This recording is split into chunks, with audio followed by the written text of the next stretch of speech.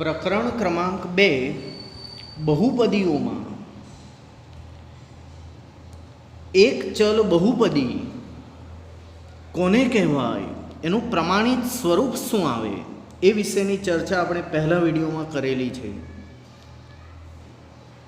an xની n an-1 xની n-1 an-2 xની n-2 થી લઈને a0,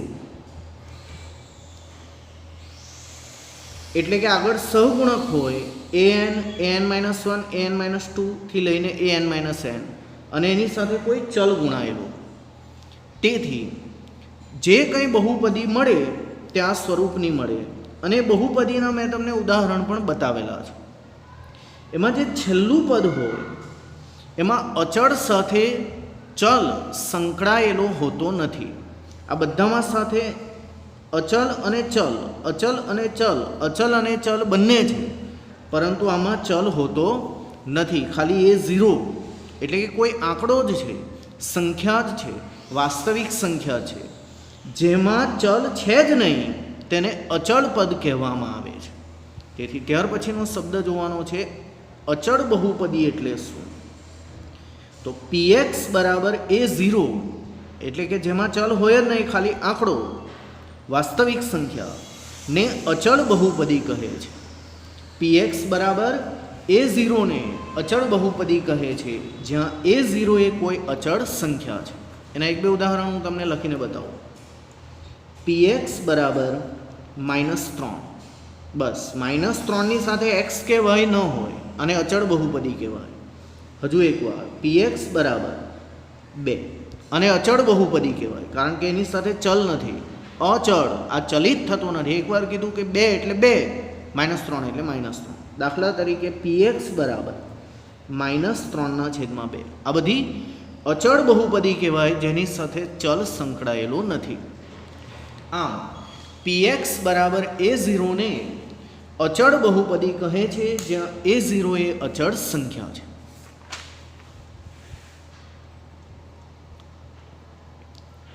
એકપદી એટલે શું, દ્વિપદી એટલે શું અને ત્રિપદી એટલે શું?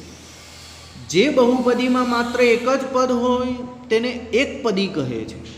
જે બહુપદીમાં બે પદ હોય તેને દ્વિપદી કહે છે, અને જે બહુપદીમાં 3 પદ હોય તેને ત્રિપદી કહે છે. મને એક જ વારમાં યાદ રહી ગયું. જે બહુપદીમાં એક જ પદ હોય તેને એકપદી કહે છે, જે બહુપદીમાં 2 પદ હોય તેને દ્વિપદી કહે છે, અને જે બહુપદીમાં 3 પદ હોય તેને ત્રિપદી કહે છે. એક એક ઉદાહરણ જોઈ લઈએ. દાખલા તરીકે px બરાબર 9x² અને એકપદી કહેવાય. દાખલા તરીકે px બરાબર 2x - 5 અને દ્વિપદી કહેવાય. દાખલા તરીકે px બરાબર 9x² + 6x + 15 અને ત્રિપદી કહેવાય. જે બહુપદીમાં એક જ પદ હોય એકપદી, જે બહુપદીમાં 2 પદ હોય દ્વિપદી, જે બહુપદીમાં 3 પદ હોય તેને ત્રિપદી કહે છે. હવે પછી આ જે કોષ્ટક ચલાવું છું એ તમારા માટે મોસ્ટ આઈએમપી કોષ્ટક છે, ધોરણ 9 માટે પણ અને ધોરણ 10 માટે પણ. મહત્ત્વનું આ કોષ્ટક છે અને શક્ય હોય ત્યાં સુધી એમાંની બાબતો યાદ રાખવાનો પ્રયાસ કરવાનો છે. બહુપદીના જુદા જુદા 5 પ્રકાર શીખવાના છે. બહુપદીના જુદા જુદા 5 પ્રકાર: શૂન્ય બહુપદી, અચળ બહુપદી, એકઘાત બહુપદી, દ્વિઘાત બહુપદી, ત્રિઘાત બહુપદી. શૂન્ય બહુપદી, અચળ બહુપદી, એકઘાત બહુપદી, દ્વિઘાત બહુપદી, ત્રિઘાત બહુપદી. હવે હું આમ નથી બોલતો એકપદી, દ્વિપદી, ત્રિપદી એમ નથી બોલતો. હું આમ બોલું છું એકઘાત, દ્વિઘાત, ત્રિઘાત. તો 5 પ્રકારની બહુપદી: શૂન્ય બહુપદી, અચળ બહુપદી, એકઘાત બહુપદી, દ્વિઘાત બહુપદી અને ત્રિઘાત બહુપદી.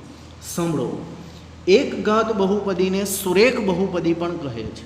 એવું કેમ તે આગળ જઈને તમે શીખશો. એકપદી બહુપદીને, એકઘાત બહુપદીને સુરેખ બહુપદી પણ કહે છે. આ મહત્વનો શબ્દ છે. બહુ જ આનો ઉપયોગ કરવામાં આવે છે. એક ઘાત બહુપદીને સુરેખ બહુપદી પણ કહે છે. એક ઘાત બહુપદીને સુરેખ બહુપદી પણ કહે છે. હું એમાં કંઈ પણ ચલાવું એ પહેલાં સીધું હું તમને ઉદાહરણ બતાવી દઉં છું. શૂન્ય બહુપદી એટલે શૂન્ય, શૂન્યને જ શૂન્ય બહુપદી કહે છે. અચળ બહુપદી મેં હમણાં જ તમને શીખવ્યું, ખાલી 7, ખાલી 5, ખાલી ઋણ 3/7 કે જેની સાથે એક્સ કે વાય કે ઝેડ ચલ સંકળાયેલો હોતો નથી, તે અચળ ચલિત થતા નથી. 7 એટલે 7 જ, 5 એટલે 5 જ, પછી એ ચલિત થતા નથી. શૂન્ય બહુપદી એટલે શૂન્ય, અચળ બહુપદી એટલે વાસ્તવિક સંખ્યા. 2 વાત થઈ. ત્રીજી વાત, સુરેખ બહુપદી એને કહેવાય જેમાં ચલ એક્સનો ઘાત વધારેમાં વધારે એક જ હોય. જુઓ જરા, 5xની કંઈ ન હોય તો કેટલી ઘાત? 1 ઘાત. 3xની કંઈ ન હોય તો કેટલી ઘાત? 1 ઘાત. આમ 5x + 2, 3x + 4, 5x - 2, 3x - 4, એવી બધી બહુપદીઓને સુરેખ બહુપદી કહે છે, જેની એક જ ઘાત હોય. સુરેખ બહુપદી અથવા એક ઘાત બહુપદી. ત્રીજી વાત, જે બહુપદીની એક્સની ઘાત વધારેમાં વધારે 2 હોય, જે બહુપદીમાં એક્સની ઘાત વધારેમાં વધારે 2 હોય, તેને દ્વિઘાત બહુપદી કહેવામાં આવે છે. જે બહુપદીની ઘાત 2 હોય તેને દ્વિઘાત બહુપદી કહે છે. એટલે તમને જાતે જ આવડી જવાનું.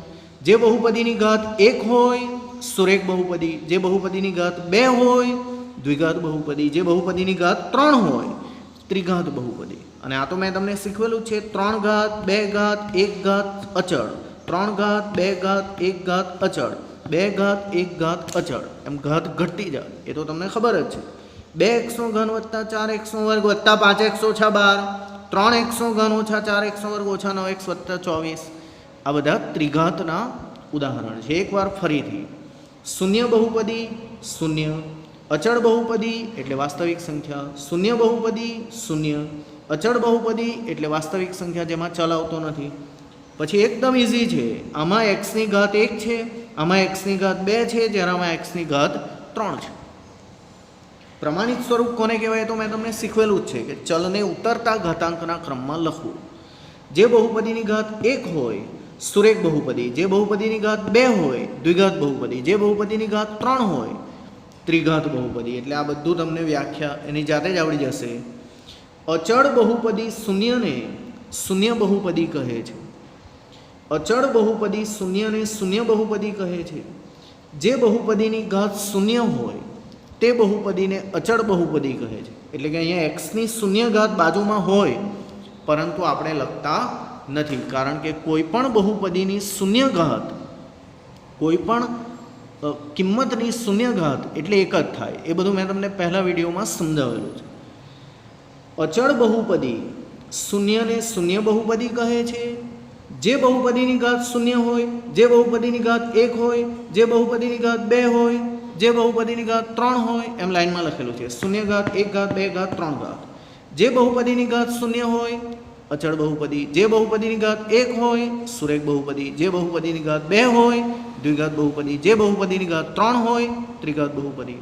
એકદમ ઝડપથી, જે બહુપદીની ઘાત 0 હોય સુરેખ બહુપદી, જે બહુપદીની ઘાત 0 હોય અચળ બહુપદી, જે બહુપદીની ઘાત 1 હોય સુરેખ બહુપદી, જે બહુપદીની ઘાત 2 હોય દ્વિઘાત બહુપદી, જે બહુપદીની ઘાત 3 હોય ત્રિઘાત બહુપદી. હવે આપણને બહુપદીના પ્રકારની વાત આવડી ગઈ, વ્યાખ્યા આવડી ગઈ, ઉદાહરણ બી આવડી ગયા. અને આ ઘાત તો આવડતી જ છે.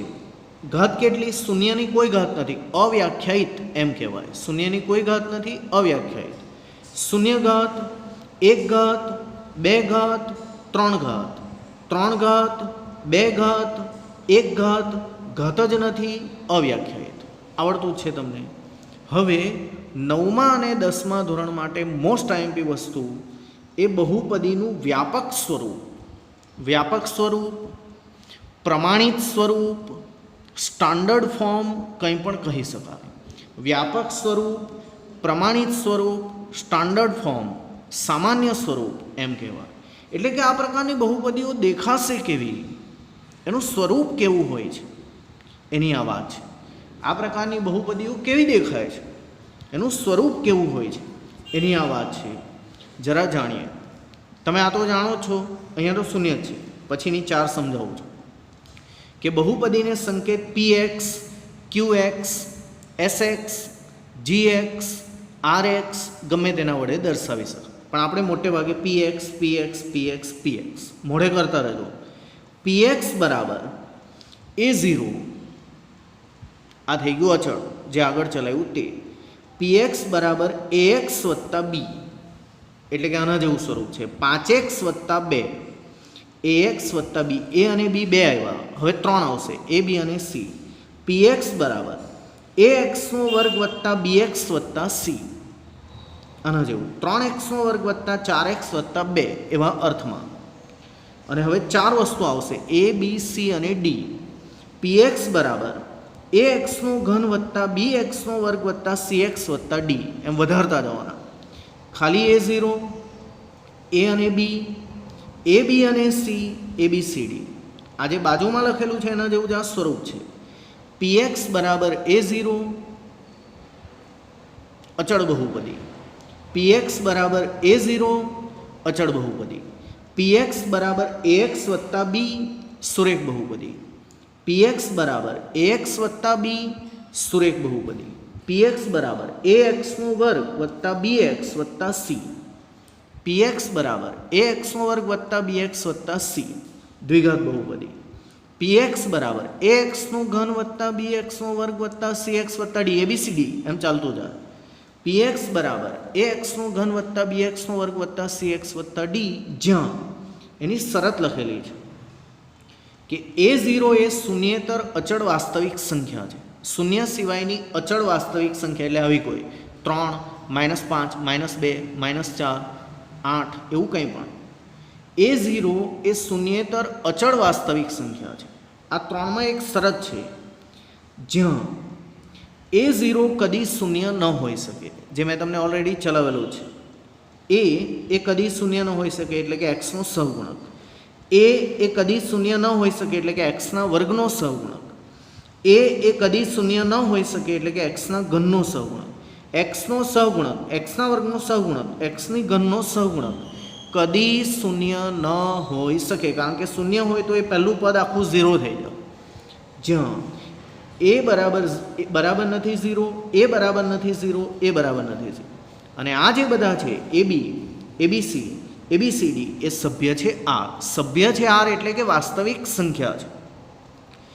જ્યાં a બરાબર નથી 0, a બરાબર નથી 0, a બરાબર નથી 0, ab સભ્ય છે r, abc સભ્ય છે r ને abcd સભ્ય છે r. એટલે કે આ બધા સહગુણકો 2, 4, 5, ઋણ 12, 5, ઋણ 1, 6 આ બધા વાસ્તવિક સંખ્યા છે. તો મને યાદ રહી ગયું, દરેક વખતે a બરાબર નથી 0 અને abcd સભ્ય છે r, a બરાબર નથી 0 અને abcd સભ્ય છે r. આમ અતિ મહત્વનું કોષ્ટક છે અને બને ત્યાં સુધી બધું યાદ રાખવાનો પ્રયાસ કરવાનો છે.